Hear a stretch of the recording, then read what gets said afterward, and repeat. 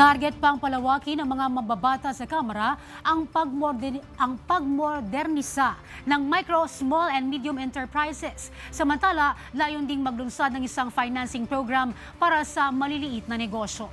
Si Kate Renia, una sa balita.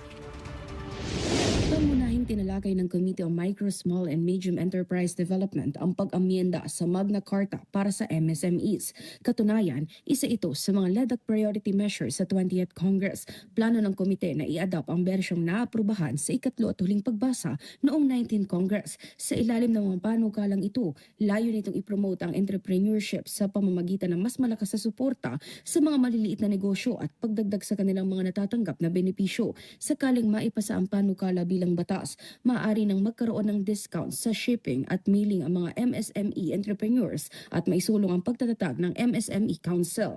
Isinusulong din ang paglulunsad ng isang financing program sa ilalim ng P3 program ng Small Business Corporation na target maghatid ng accessible lending para sa mga MSMEs. Sinuportahan ito ng Small Business Corporation at kinilala ang kahalagahan ng panukala para mas mapalakas ang maliliit na negosyo.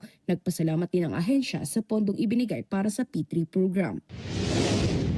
From 2017 up to this year, 2025, what was provided as a program funds under the P3 program is around probably 9.5 billion. Kami po ay nagpapasalamat sa patuloy po na pagbigay ng pondo under po sa ating budget at kayo po ay makakaasa na patuloy pong aalagaan ng SB Corp, ng DTI, ito pong pondo na binibigay po para sa ating mga MSMEs. Ikinalugod naman ng mga mambabatas kabilang si Abamin Parteles Representative Maximo Rodriguez Jr. sa magandang resulta ng pag-utilize ng P3 program.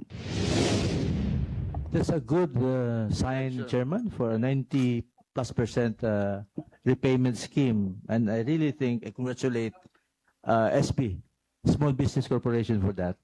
Nauuna sa mga balitang totoo at laging bago, Kate Rania, alauna sa balita, Congress TV.